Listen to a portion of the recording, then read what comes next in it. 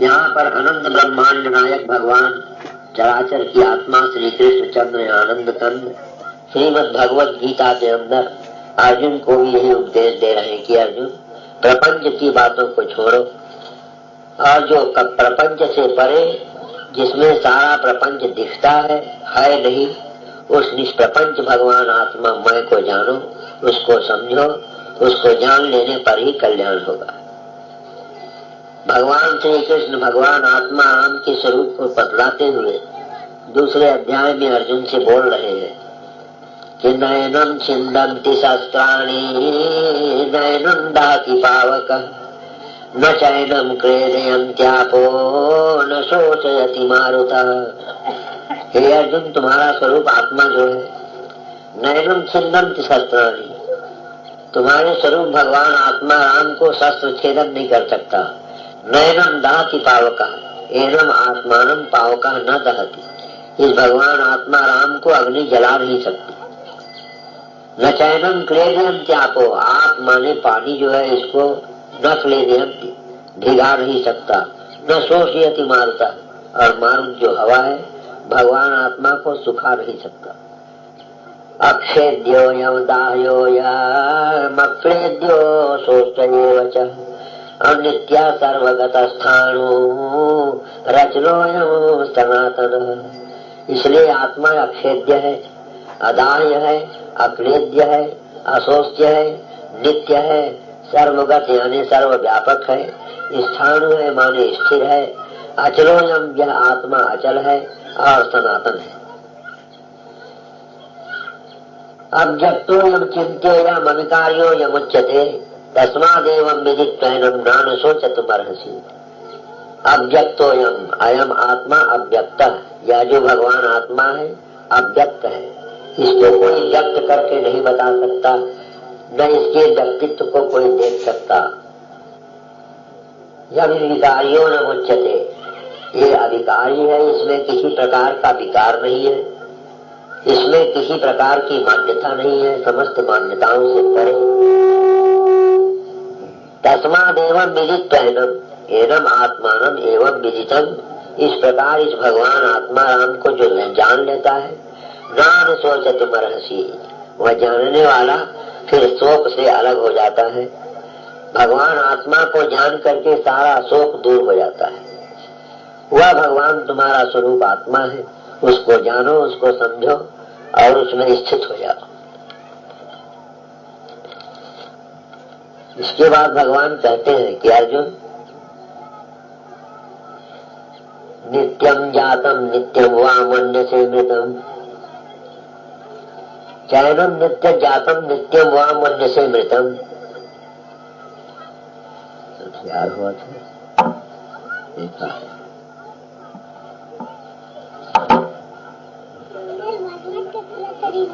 नित्यम जातम नित्यम वा मन्यसे मृतम, यह जन्म से परे नित्य,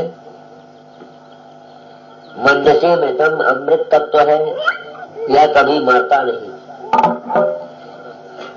तथापि तुम महाबाहो नैवं शोचतुमर्हसि, ऐसा जान करके हे महाबाहो अर्जुन, तुम सोच मत करो, मरना जीना तुम्हारा काम नहीं है। तुम्हारे स्वरूप में न मृत्यु है, न तुम्हारे स्वरूप में जन्म है। तो जन्म और मरण से रहित भगवान आत्मा है। तुम्हारे अंदर ये जन्मादि जितने विकार हैं तुम्हारे अंदर नहीं है, तुम इनसे परे हो। जातस्य हि ध्रुवो मृत्युर्ध्रुवं जन्म मृतस्य च, जातस्य हि ध्रुवो मृत्युर्ध्रुवं जन्म मृतस्य च, तस्माद् परिहार्येऽर्थे न त्वं शोचतुमर्हसि। जातस्य हि ध्रुवो मृत्यु, जिसका जन्म होता है उसका मरना भी ध्रुव है, और जो मरता है उसका जन्म लेना भी ध्रुव है। और तू परमात्मा इन दोनों से परे, अचल ध्रुव सनातन, जन्म रहित, जन्म मरण से रहित, तस्माद् अपरिहार्य थे। इसलिए ये जन्म मरण जो परिहार्य है, जन्म मरण जो माना गया है तुम्हारे स्वरूप आत्मा से अलग है, तुम उससे अलग हो। न तुम शोचतुमर्हसि, ऐसे अपने स्वरूप को जान करके सोचितुम न अर्हसि, तुम सोचने योग्य नहीं हो। अपने स्वरूप आत्मा को पहचानो, अपने स्वरूप आत्मा को जानो। अव्यक्तादीनि भूतानि व्यक्त मध्यानि भारत, अव्यक्तादीनि भूतानि व्यक्त मध्यानि भारत, निधनान् अव्यक्त निधनान्येव तत्र का परिदेवना। इसलिए हे अर्जुन, अव्यक्तादीनि भूतानि, यह जो आत्मा है शरीर के पहले, शरीर धारण करने के पहले अव्यक्त था, और मरण जब हो जाता है, जब शरीर का जब निधन हो जाता है, उसके बाद भी आत्मा अव्यक्त है। बीच में व्यक्त मध्यानि भारत, मध्य काल में आत्मा व्यक्त जैसा भासता है, होता नहीं। शरीर के पहले भी आत्मा अव्यक्त था, शरीर नाश हो जाने के बाद भी आत्मा अव्यक्त रहेगा, किंतु शरीर काल में मध्य हालत में ये आत्मा व्यक्त जैसे भासता है, यद्यपि उस समय भी वे अव्यक्त है। तत्र का परिदेवना, इसलिए उस भगवान आत्मा के लिए क्या चिंता, क्या परिदेवना, क्या गम, जबकि शरीर के पहले ही था और शरीर के नाश हो जाने पर भी रहेगा। बीच में व्यक्त जैसे भासता है, जैसे सूर्य के प्रकाश में जो जल भासता है वो सवेरे नहीं भासता, और सूर्यास्त हो जाने के बाद भी वह भासने वाला जल नहीं भासता, बल्कि मध्य काल में सूर्य के किरण में ये मृत कृष्णा का जल भासता है। इसी प्रकार शरीर के जन्म होने के पहले भी आत्मा अव्यक्त था, शरीर के खत्म हो जाने पर भी आत्मा अव्यक्त ही रहेगा। ये मध्य काल में बीच में व्यक्त जैसे भासता है, किंतु व्यक्त नहीं होता। ऐसे भगवान आत्मा तुम्हारा स्वरूप है, उसको समझो, उसको जानो, उसको अनुभव करो और उसी में टिको।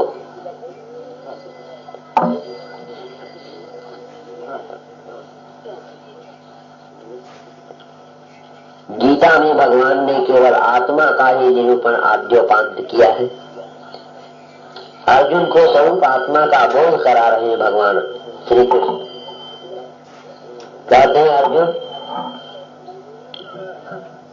आश्चर्यवत् पश्यति कश्चिदेन माश्चर्यवत् वदति तथैव चान्यः, आश्चर्यवच्चैनमन्यः शृणोति श्रुत्वापि वेद न चैव कश्चित्। संसार में सबसे महान आश्चर्यवत चीज है तो भगवान आत्मा। आश्चर्यवत पश्यति कश्चिद एनम आत्मानम आश्चर्यवत पश्यति। इस भगवान आत्मा को कोई आश्चर्यवत देखता है। आश्चर्यवत पश्यति कश्चिद एनम आश्चर्यवत वदति तथैव चान्यः। अन्य और कोई इस भगवान आत्मा को आश्चर्यवत बोलता है, कहता है, और आश्चर्यवत चैनमन्यः शृणोति। कोई इस भगवान आत्मा को आश्चर्यवत सुनता है। और सबसे बड़े आश्चर्य की बात तो यह है कि सुन लेने के बाद जीवन भर सुनने पर भी आत्मा जानने में ठीक नहीं आता, यह और आश्चर्य की बात है। तो आश्चर्यवत् पश्यति कश्चिदेन आश्चर्यवत् वदति तथैव चान्यः, आश्चर्यवच्चैनमन्यः शृणोति श्रुत्वाप्येनं वेद न चैव कश्चित्। इस भगवान आत्मा को कोई आश्चर्यवत देखता है। बड़े बड़े विद्वान, अपने आप को मानने वाले, चारों वेद 6 शास्त्र 18 पुराण में प्रवीण कथन करने में, उनको भी हम कहते सुनते हैं कि हमने भी जीवन में कई भागवत बांचा है, कई भागवत, कई गद्य हमने बांच डाला, लेकिन आत्मा तो हम कहीं भागवत में नहीं देखते। भागवत ही केवल भगवान का चरित्र है, आत्मा तो हमने भागवत में कहीं नहीं देखा। विद्वान होकर इस प्रकार आत्मा को आश्चर्यवत देखता है। कोई आश्चर्यवत बोलता है, ये आत्मा क्या है, क्या विश्लेषण है आत्मा का, किसे आत्मा कहते हैं। बड़े बड़े विद्वान भी नहीं जानते आत्मा के विषय में। मुंडकोपनिषद की श्रुति भगवान आत्मा के स्वरूप को बतलाते हुए स्पष्ट बोलती है कि नान्ता प्रज्ञम न बहिष्प्रज्ञम नो भयतः प्रज्ञम न प्रज्ञान घनम न प्रज्ञम न प्रज्ञम अदृष्टमव्यवहार्यमग्राह्यमलक्षणमचिन्तमव्यपदेश्य मेकात्म प्रत्यय सारम प्रपंचोपशमं शांतिवेकम चतुर्थं मन्यते स आत्मा स विज्ञेयः। नामतः प्रज्ञम न बहिष्प्रज्ञम, इस भगवान आत्मा का अंदर नहीं जाना जाता, इस भगवान आत्मा का बाहर नहीं जाना जाता। नामतः प्रज्ञम न बहिष्प्रज्ञम, अंदर और बाहर उस पदार्थ का जाना जाता है जो पदार्थ सीमावान होता है। उसका अंदर क्या है, उसका बाहर क्या है, ये सीमावान पदार्थ के लिए जानने की बात। और आत्मा तो असीमित है, इसलिए न अंतः प्रज्ञम न बाह्य प्रज्ञम, न उसका अंदर जाना जाता और न उसका बाहर जाना जाता। न अंतः प्रज्ञम न बहिष्प्रज्ञम न भयतः प्रज्ञम, न अंदर बाहर दोनों जाना जाता। न प्रज्ञम न प्रज्ञम, न जाना जाता है न नहीं जाना जाता।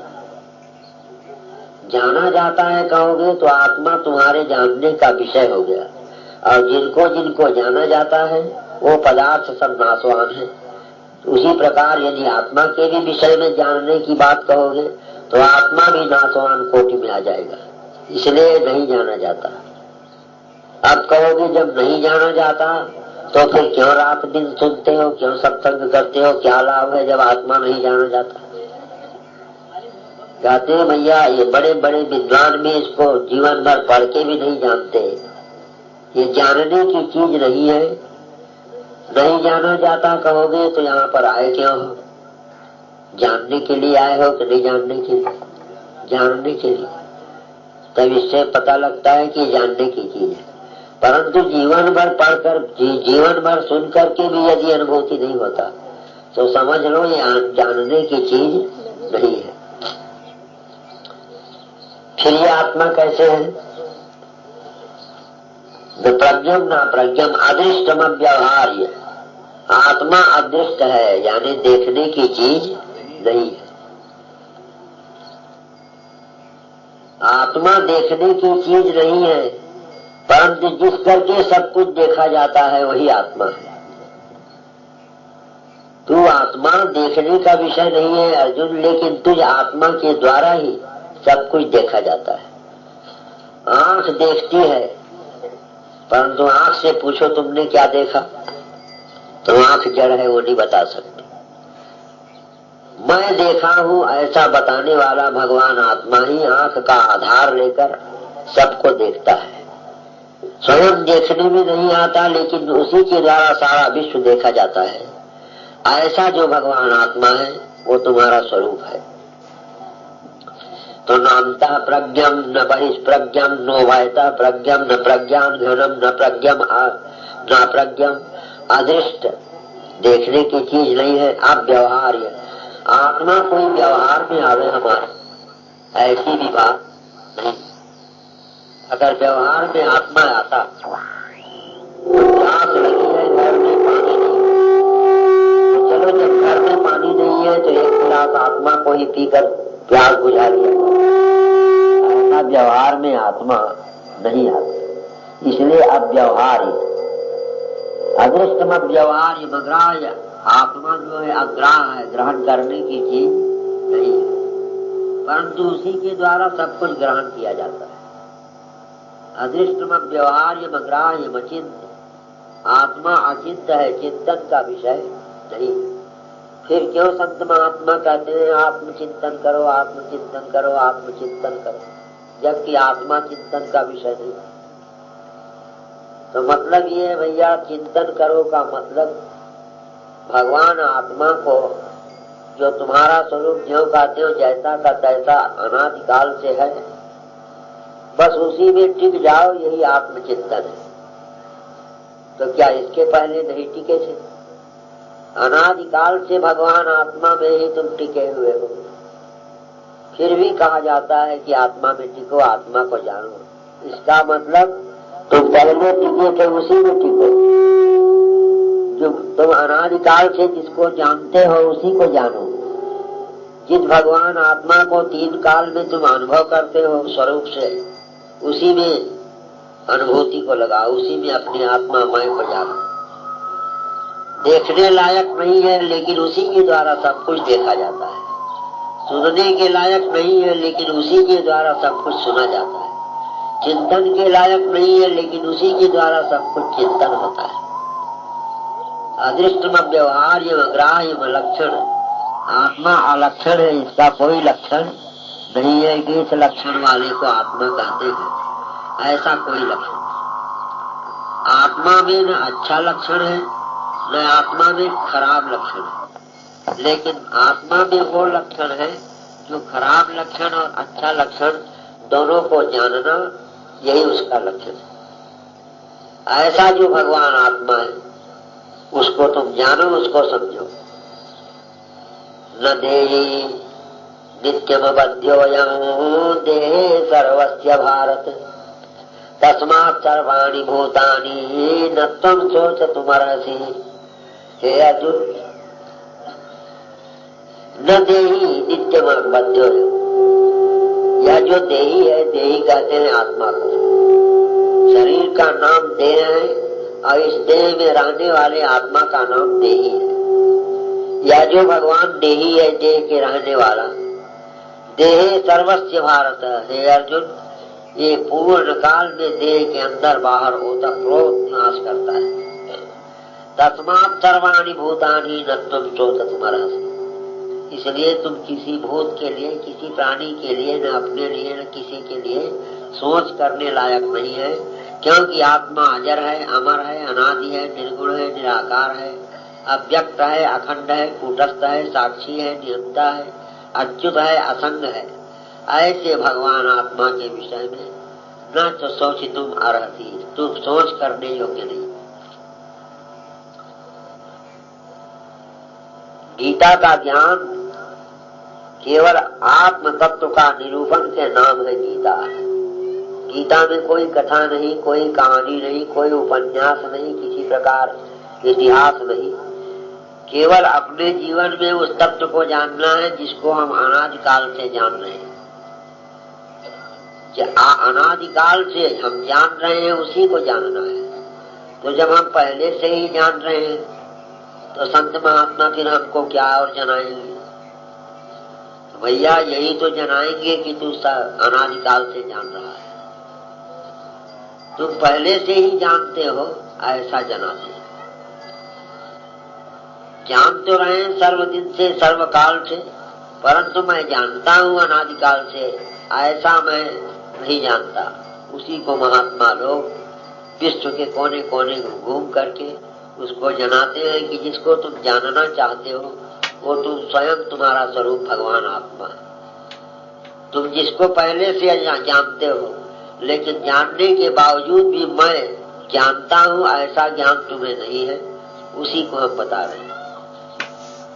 जितने संत महात्मा है, कोई नई चीज लाकर हमको बतावे देवे, ऐसी बात नहीं है। हमारी चीज को, हमारी वस्तु को, जिसको हम भूल से गए हैं, उस भूल को निकाल देते हैं। बाकी पदार्थ जो का त्यों है, जिसको हम अनादिकाल से जानते हैं, उसी को महात्मा जनाते हैं। देहि नित्यमबध्योऽयं देहे सर्वस्य भारत, तस्मात् सर्वाणि भूतानि न त्वं शोचतुमर्हसि। हे अर्जुन, यह जो देही भगवान आत्मा है, सर्वदेह सर्वस्य भारत, समस्त देह में समाया हुआ है, सबके अंदर और बाहर ओतप्रोत है। तस्मात् सर्वाणि भूतानि न त्वं शोचतुमर्हसि, इसलिए तुम किसी भी भूत के लिए सोच न करो, तुम अपने लिए सोच मत करो, तुम किसी दूसरे के लिए सोच मत करो, क्योंकि सर्व के अंदर वो परमात्मा ओतप्रोत है आत्मस्वरूप में। इसलिए न त्वं शोचतुमर्हसि, तुम किसी भी प्रकार से सोच करने योग्य नहीं।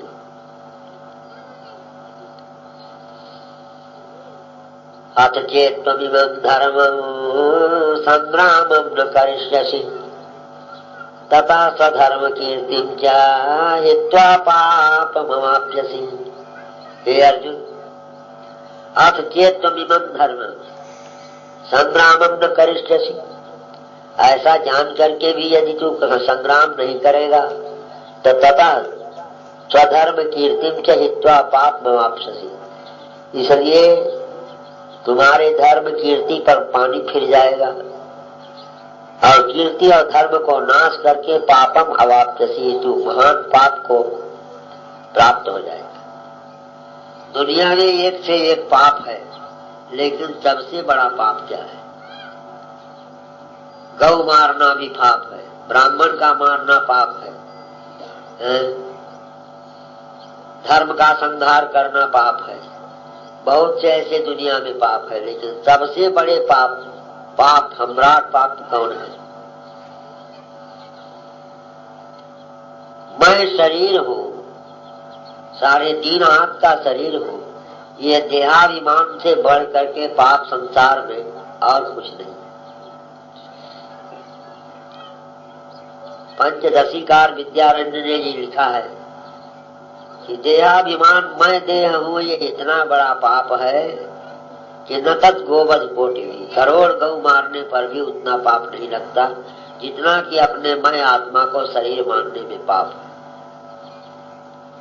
इसलिए इस पाप से निकल करके अपने स्वरूप आत्मा मैं को जान लेने पर समस्त पापों से प्राणी दूर हो जाता है।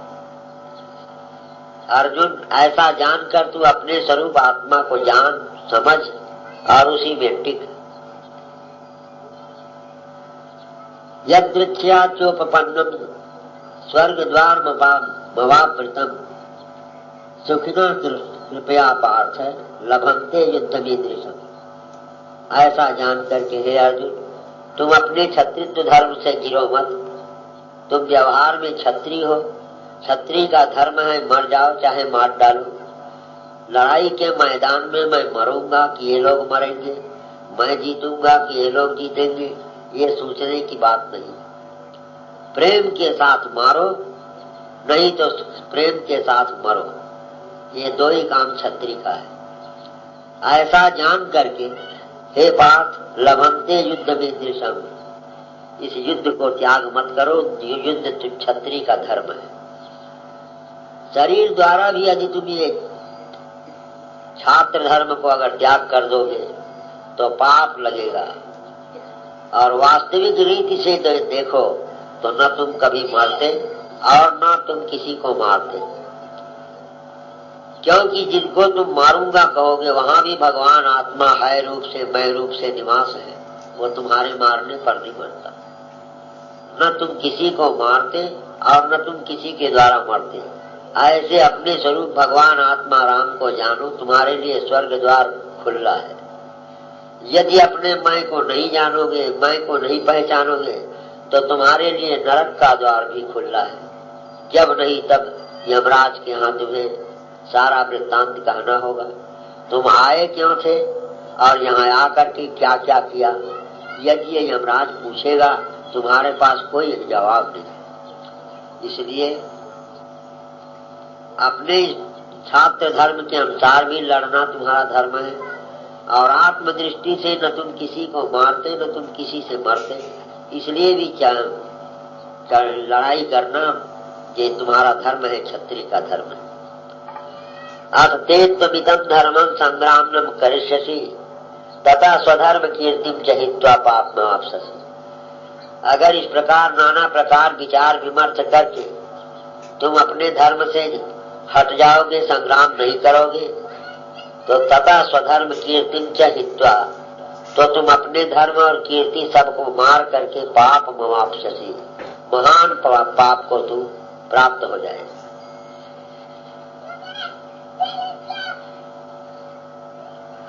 अपने अपने कर्मानुसार सब शरीर सुख दुख भरते हैं। अपने अपने कर्मानुसार सब शरीर सुख दुख भरते हैं, और तुम नहीं किसी को मार रहे, सब मृत्यु से अपनी मरते हैं, सब मृत्यु से अपनी मरते हैं। किसी के मारने से कोई नहीं मरता है, अपनी मृत्यु से प्राणी मरते हैं, किसी के मारने से नहीं मरता। आत्मा जो है एक ऐसी चीज है जो किसी के मारने से नहीं मरती, और मैं आत्मा किसी को मारती।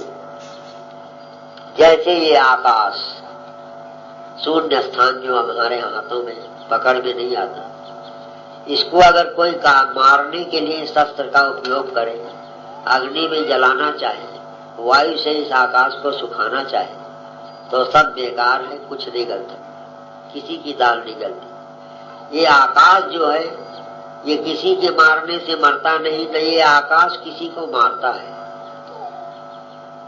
इसी प्रकार ये आकाश के समान महाकाश चैतन्याकाश भगवान आत्मा राम न किसी के मारने से मरता है और न किसी को मारता है, क्योंकि वो सर्व की आत्मा है, सर्व का मय है, उसमें मारते और मरते हुए नहीं बनता।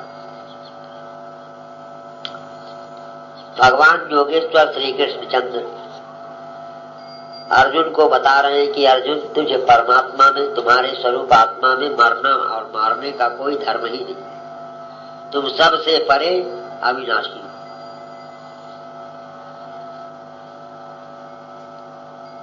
गीता ज्ञान भगवान ने दिया अर्जुन को, और अंत में भगवान पूछते हैं, क्यों जी मेरे दिए हुए ज्ञान तुमको ठीक ठीक जम रहा है कि नहीं जम रहा है?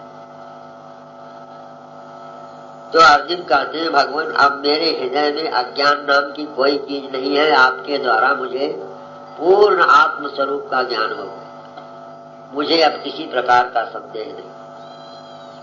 भगवान प्रसन्न हो गए। अर्जुन ने आत्मज्ञान की बात समझ लिया, अपने स्वरूप आत्मा को पहचान लिया। परंतु महाभारत में हम सुनते हैं, जब अर्जुन का लड़का अभिमन्यु मर गया,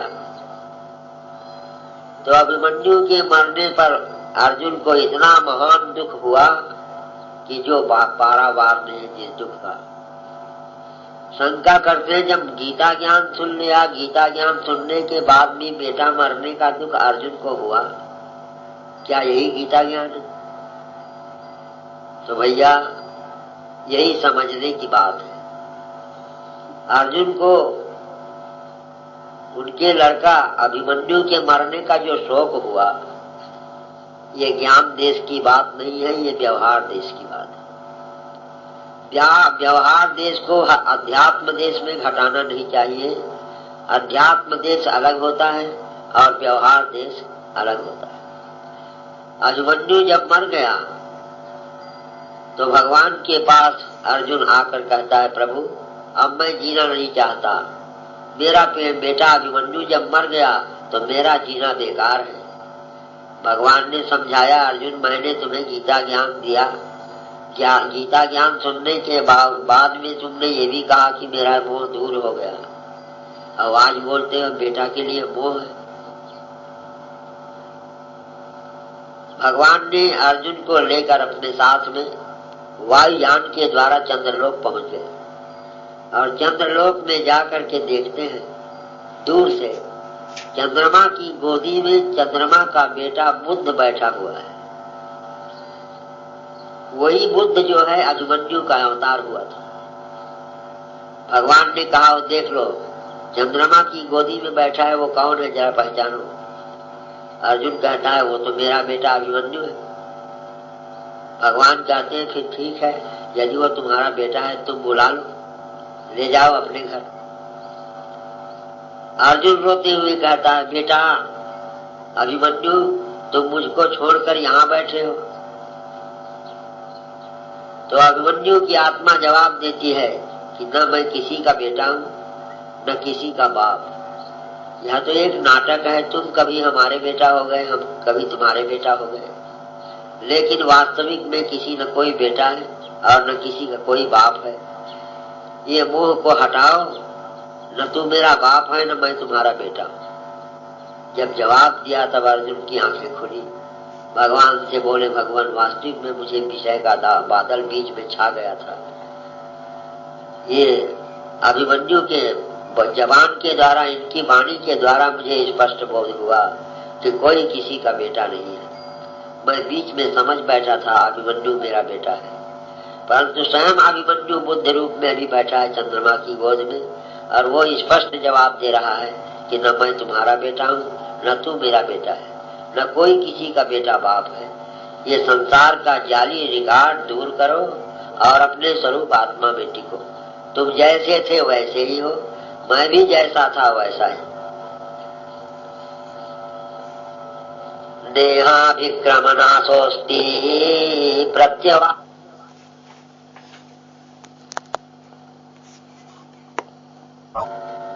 ये तो बदलने वाली चीज है।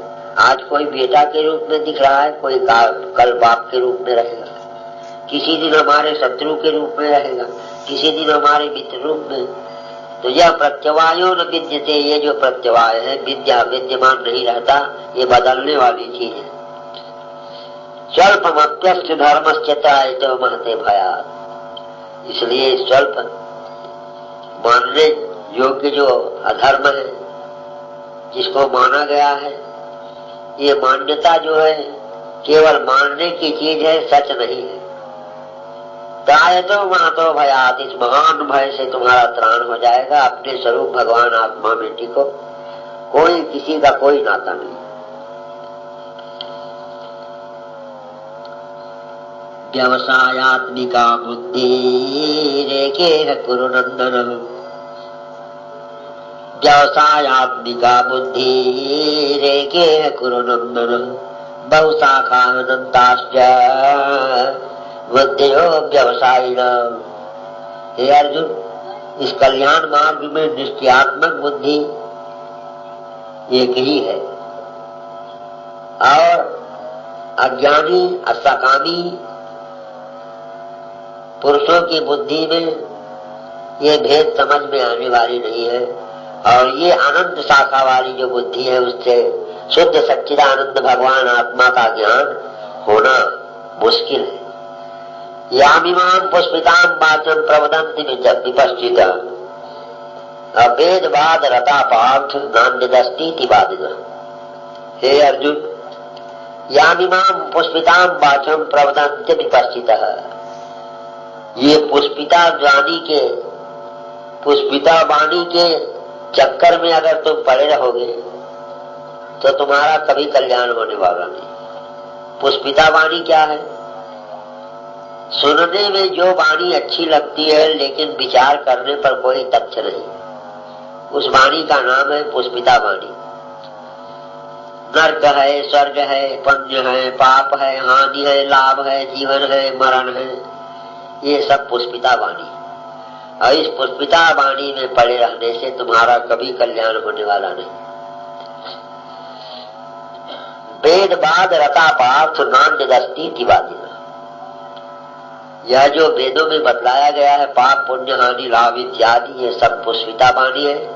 इस वाणी के चक्कर में पड़े रहने से तुम्हारा कभी कल्याण होने वाला नहीं। कामात्मान स्वर्ग परा जन्म कर्म फल प्रदाम, क्रिया विशेष बहुनाम भोग स्वर्ग गतिम प्रति। हे अर्जुन, यामिमां पुष्पितां वाच, इस पुष्पिता वाणी के द्वारा, इस वेद वाणी के द्वारा प्रवदन्त विपश्चितः, तुम्हारा चित्त जो है विचलित हो चुका है। वेद बाद रता पार्थ नान्यदस्तीति वादिनः। हे पार्थ अर्जुन, ये वेद व बाद में रत रहने वाले प्राणी नान्यदस्तीति वादिनः, और जो सच्ची बात है, अनुभव की बात है, उसे वे नहीं जानते। कामात्मान स्वर्ग परा जन्म कर्म फल प्रदान, क्रिया विशेष बहुलाम भोग ऐश्वर्य गति प्रति। हे अर्जुन, कामात्मान स्वर्ग परा जन्म कर्म फल प्रदान, स्वर्ग क्या है, नर्क क्या है, जन्म क्या है, जन्म का फल क्या है, क्रिया विशेष बहुलाम, ये नाना प्रकार से जो क्रिया है, भोग ऐश्वर्य गति प्रति, अनंत ऐश्वर्य को देने वाले बहुत से वेद वाणी वेद वाक्य जो है, ये केवल फंसाने की भाषा है, इससे कल्याण नहीं हो सकता। इसलिए हे अर्जुन, जो सकामी पुरुष केवल फल की इच्छा करके फलश्रुति में प्रीति लगाए रखने वाले, स्वर्ग को ही परम श्रेष्ठ मानने वाले, उसको ही स्वर्ग को ही सब कुछ जानने वाले जो अविवेकी जन है, उसे कभी परम तत्व की प्राप्ति नहीं हो सकती। इसलिए भोग तथा गति प्रति ऐश्वर्य की प्राप्ति के लिए बहुत सी ऐसी भावना है। इन सारी भावनाओं को त्याग करो और सारी क्रियाओं को, सारी भावना को त्याग करके अपने स्वरूप आत्मा मय में टिको। अपने अंदर शुद्ध सच्चिदानंद आत्मा मय के अंदर सारा चराचर भरा हुआ है, उसको पहले पहचानो। जब मय को जान लोगे तो उस समय ये जितने वेद बाद हैं, पुष्पिता वाणी, वेदों के अंदर जो नाना प्रकार की बताई गई वाणी, इसके चक्कर से तुम छूट जाओगे। वेद के बाद में मत पढ़ो। वेद के जो बाद है वो पुष्पिता वाणी है, सुनने में बहुत अच्छी लगने वाली वाणी है, परंतु विचार करने पर इन पुष्पिता वाणी के द्वारा कल्याण होने की कोई संभावना नहीं है। व्यवसायात्मिका बुद्धि समाधौन विधीयते। इस व्यवसायिका वाणी के द्वारा समाधौन विधीयते, यानी शांति मिलने की कोई आशा नहीं है। त्रैगुण्य विषया वेदा निस्त्रैगुण्यो भवार्जुन। त्रैगुण्य विषया वेदा निस्त्रैगुण्यो भवार्जुन। नित्य स्वस्थ नित्यम स्वस्थ सत्वस्थो निर्योग क्षेम आत्मवान। हे अर्जुन, सब वेद तीनों गुणों के कार्य रूप संसार को विषय करने वाले हैं, यानी वेदों के अंदर केवल गुणों का ही निरूपण हुआ है। गुण से परे जो वास्तविक में है उसका निरूपण वेद में भी नहीं है। केवल तीनों विषय का गुण है वेद। त्रैगुण्य विषया वेदा। हे अर्जुन, जितने वेद है वो त्रैगुण्य है, सतोगुण, रजोगुण, तमो का गुण ही का उसमें निरूपण हुआ है। और तू आत्मा निस्त्रैगुण्यो भव अर्जुन। हे अर्जुन, तू आत्मा तीनों गुण से परे है, सतोगुण से, रजोगुण से और तमोगुण से, तीनों गुण से परे है। निर्योग क्षेम आत्मवान। इसलिए अपनी आत्मा मय को जान लेने पर निर्योग क्षेम आत्मवान हो जाओ। आत्मा की सत्ता के सिवाय दूसरी सत्ता न मानो, क्योंकि आत्मा के अतिरिक्त और सत्ता मानोगे तो आत्मा भी सत्तावान, गुणों में रहने वाला, सीमावान, उसका जो स्वस्वरूप है उसमें विकृत हो जाएगा। इसलिए तू क्षेमवान बन, आत्मवान बन, अपने स्वरूप आत्मा को जान। यावदर्थवद पाने सर्वतः स्वतंत्रके यस्मात् सर्वेषु भूतेषु वेदेषु ब्राह्मणस्य विजानता। मनुष्य का सब ओर से परिपूर्ण जलाशय के प्राप्ति से प्राप्त होने पर छोटे जलाशय में कोई उतना काम नहीं रहता।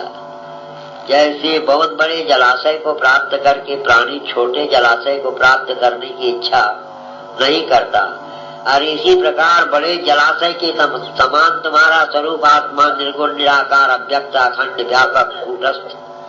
अरे उसको प्राप्त करने के बाद ये नरक स्वर्ग हानि लाभ जीवन मरण ये छोटे मोटे जलाशय के चक्कर में तुम मत पड़ो।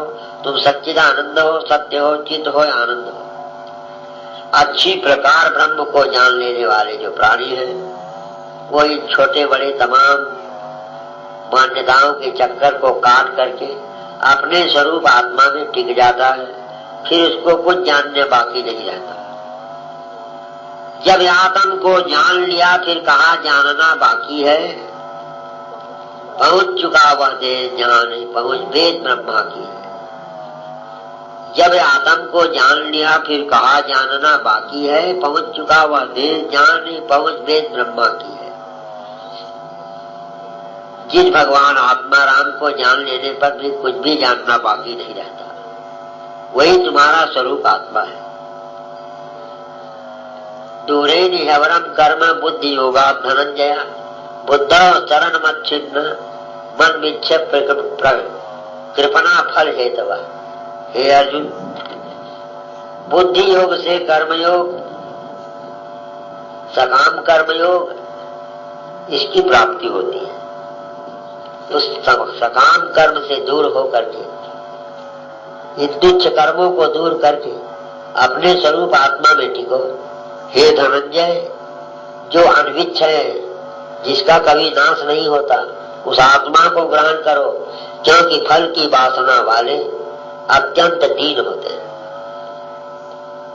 जो फल की वासना करता है, पढ़ करके लिख करके भी, बहुत कुछ जान करके भी, मुझे ऐसा फल चाहिए, ऐसा फल चाहिए, ऐसे जिनके हृदय में भाव होता है, उनको शास्त्र श्री गीता महारानी कहती है वह सब तरह से दीन है, गरीब है। जिसको चाहिए चाहिए चाहिए भाव है, उससे बढ़ के गरीब और कोई नहीं। और बड़े आदमी कौन है, सम्राट कौन है? जिसको कुछ नहीं चाहिए। जिसे कुछ नहीं चाहिए ये भावना है, न अर्थ चाहिए, न धर्म चाहिए, न काम चाहिए, न मोक्ष चाहिए। मुझे कुछ नहीं चाहिए, ऐसा जिनका भाव है, उससे बड़े आदमी, धनवान और कोई दूसरा नहीं। इसलिए गोस्वामी जी कहते हैं कि हे भगवान, न मुझे धर्म चाहिए, न काम चाहिए, न मोक्ष चाहिए, मुझको केवल आप चाहिए। कामी ही नारी प्यारी जीवी, अलोभी के प्रिय राम, तिवि रघुनाथ निरंतर, प्रिय लागहु मोहि राम।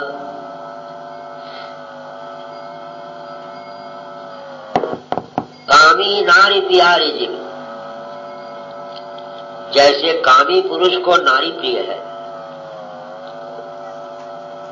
कितना प्रिय है उसको प्रमाण बताने के लिए शास्त्रों में भी सुंदर प्रमाण नहीं मिलता, इतना प्रिय है। कामी नारी प्यारी जी, भगवान भी उतना प्रिय नहीं है कामी को जितना कि नारी प्रिय है। कामी नारी प्यारी जी, और लोभी को प्रिय नाम, और जो लोभी है उसको पैसा जितना प्रिय है, शायद उतना भगवान भी उसको प्रिय नहीं है। लोभी को प्रिय नाम, इसी प्रकार श्री रघुनाथ जी तुम मुझको प्रिय लगो। जैसे कामी को नारी प्रिय है, लोभी को धन प्रिय है, उतना ही प्रिय तुम मुझको लगो। ये गोस्वामी जी की मांग है। ज्यादा प्रिय मैं नहीं चाहता, मैं उतना ही प्रिय चाहता हूँ जितना कामी को नारी प्रिय है, जितना लोभी को दाम प्रिय है, अरे उतना ही प्रिय आप मुझको लगी है। क्या साधारण प्रेम है। नारी के पीछे कामी सब कुछ बर्बाद कर देता है, सब कुछ नष्ट कर देता है, लेकिन उसके हृदय से नारी का प्रेम घटने वाला है। लोभी जो प्राणी है उसको चाहे कितना भी दुनिया का ऐश्वर्य प्राप्त करा दो, एक साथ दे दो, लेकिन उसको कभी संतोष होने वाला नहीं। इतना ही प्रिय हे राम तुम मुझको लगो, ये मांग है। भगवान राम से गोस्वामी जी मांगते हैं इतना ही प्रिय लगो जितना कि नारी प्रिय कामी को होता है। कामी को जिस प्रकार नारी प्रिय होता है, जितना ही लोभी को प्रिय धन होता है, उतना ही प्रिय, ज्यादा प्रियता में नहीं मांगता, उतना ही प्रिय आप मुझको लगी है तो छोटा सा ये दोहा, लेकिन इतना महान है कि वो बुद्धि अगर बन जाए तो वास्तविक में वो संसार में सबसे बड़े महात्मा बन जाए। कामी नारी प्यारी जिमी लोभी के प्रिय नाम, दिव्य रघुनाथ निरंतर। अब कैसा प्रिय लगो, निरंतर प्रिय लगो। निरंतर माने हमेशा तुम मेरे लिए प्रिय लगो, अथवा निरंतर प्रिय लगो, तुम में और मुझ में बीच में अंतर न रहे, ऐसा प्रिय लगो। मतलब हो गया जो तू है वही मैं हूँ, जो मैं हूँ वही तू है, ऐसा प्रिय लगो। इस प्रकार अगर राम प्रिय लग गया तो जानने वाला राम हो जाता है, वही हो जाता है।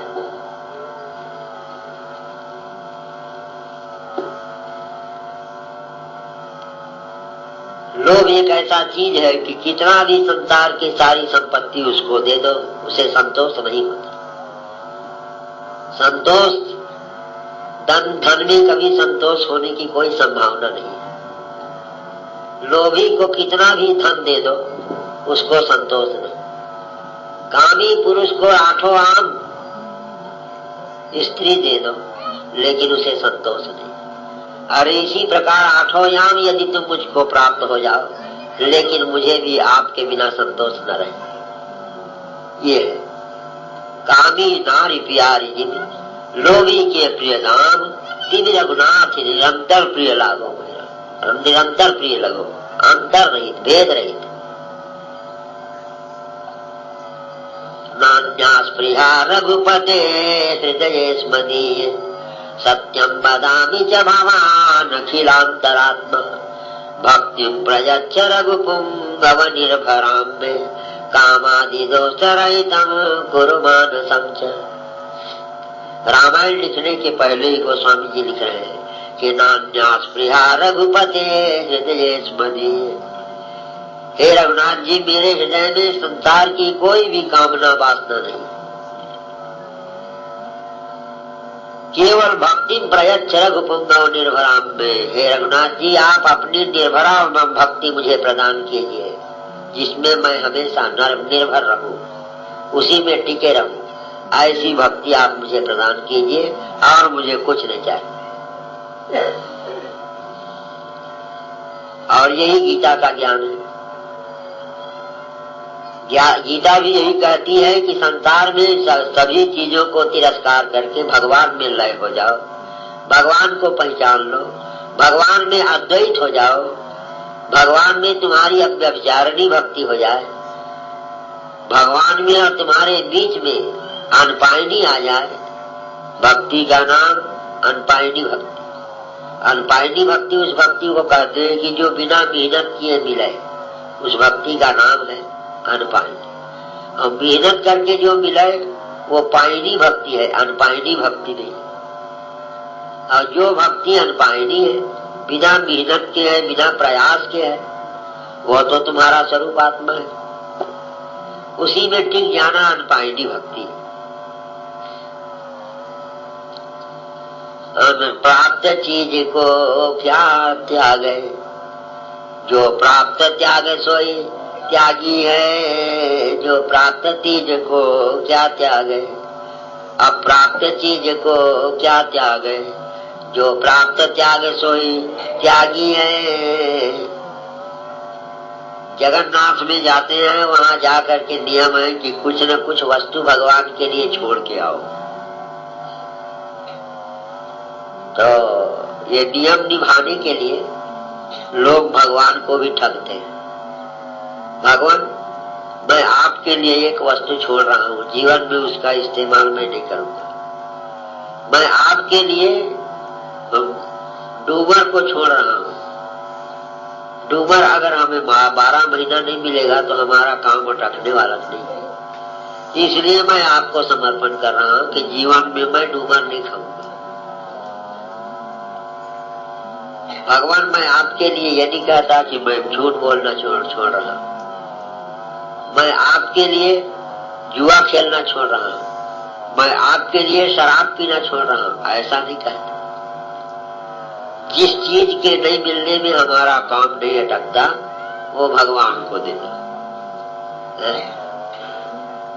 हे भगवान, मैं आपके सामने संकल्प लेता हूँ, गर्मी के दिन में मैं कंबल नहीं ओढ़ूंगा। गर्मी के दिन में कंबल ओढ़ने की क्या जरूरत है? तो कहता जरूरत नहीं है, इसीलिए तो मैं भगवान को दे रहा हूं। हे भगवान, जीवन में मैं बादाम काजू किशमिश के हलवा नहीं खाऊंगा।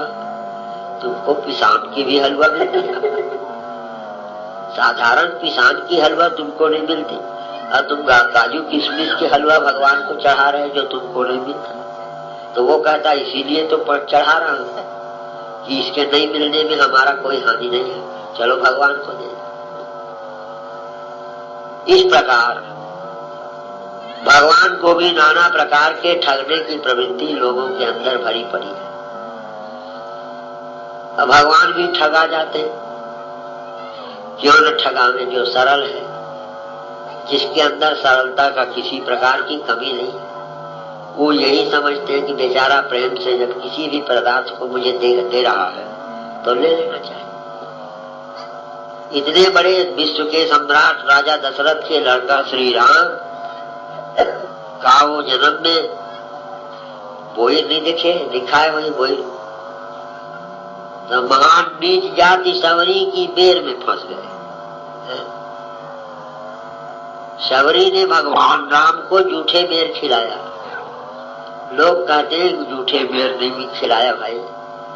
सवरी ने एक वृक्ष के बेर को गिरा कर खा के देख लिया, वो बेर मीठा है, तो उसी पेड़ के बेर को तोड़ के राम के लिए रख दिया। ये बुद्धि भाव है, ऐसा नहीं है।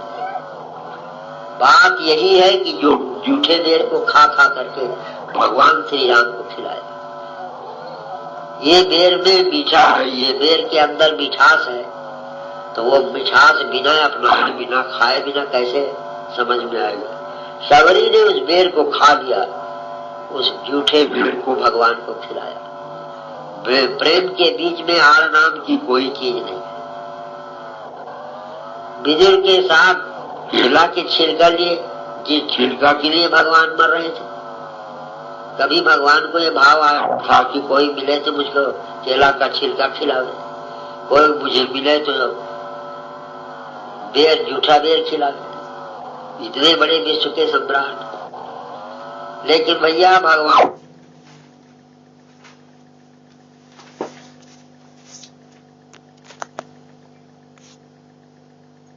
को ये भाव आया था कि कोई मिले तो मुझको केला का छिलका खिलावे, कोई मुझे मिले तो बेर झूठा बेर खिलावे। इतने बड़े विश्व के सम्राट, लेकिन भैया भगवान को केवल प्रेम चाहिए, वस्तु नहीं चाहिए। प्रेम धर्म है आत्मा का जो नित्य सत्य अविनाशी है, और जिसे हुआ है प्रेम राम का, तो भक्ति उसकी दासी है। जो प्रेम चिल्लाते हैं पर प्रेम वस्तु का ज्ञान नहीं, और धर्म जाल को प्रेम समझ उस पर करते अभिमान सही। भगवान को केवल प्रेम प्रिय है। राम ही केवल प्रेम प्यारा, जान ले जो जान निहार। राम को केवल राम को प्रेम प्रिय है, लेकिन कब प्रेम प्रिय है? जान ले जो जान निहार। अरे जो सबके जानने वाला है उसको जब जान लोगे तब उसके बाद राम को प्रेम प्रिय है। जान ले जो जान निहारा, जो जानल प्रेम प्रिय है। राम ही केवल प्रेम प्यारा, जान ले जो जान निहार। राम को केवल राम को प्रेम प्रिय है, लेकिन कब प्रेम प्रिय है? जान ले जो जान निहार। अरे जो सबके जानने वाला है उसको जब जान लोगे तब उसके बाद राम को प्रेम प्रिय है। जान ले जो जान निहारा, जो जानने वाला है उसको जब जान लो तब राम को प्रेम प्रिय है। क्योंकि भगवान आत्मा ही प्रेम पात्र है। दुनिया में ऐसा कोई पदार्थ नहीं जो प्रेम पात्र हो जाए, सब स्वार्थ है। लेकिन भगवान आत्मा ऐसे प्रेम पात्र है कि तुम्हारे अंदर से तुम्हारी आत्मा होकर विराजमान है, तुम्हारा स्वरूप बनकर के तुम्हारे अंदर विराजमान है। उससे बढ़कर के प्रेम पात्र दुनिया में कोई नहीं। प्रेम धर्म है आत्मा का जो नित्य सत्य अविनाशी है। जिसे हुआ है ज्ञान प्रेम का, मुक्ति उसकी दासी है। जो प्रेम चिल्लाते हैं पर प्रेम वस्तु का ज्ञान नहीं, मोह जाल को प्रेम समझ उस पर करते अभिमान से। प्रेम के जाल को, श्वास के जाल को प्रेम समझ लेना, ये बड़ी मूर्खता है। वो जैन नगरी का राजा विक्रमादित्य का बड़ा भाई, जिसका नाम है भर्तहरि, भरथरी महाराज की रानी का नाम था पिंगला। उनके राजधानी का नाम उज्जैन, धारा नगरी, 2-3 नाम है। इतने बड़े सम्राट उज्जैन नगरी का राजा, जिसकी रानी का नाम पिंगला, ऐश्वर्य से भरा पूरा जिसका राजमहल। एक दिन उसके यहाँ एक योगी आया, हाथ में फल लिए, और आकर कहने लगे कि सम्राट, ये फल है अमर फल, इस फल को आप खा लेंगे तो आप अमर हो जाएंगे।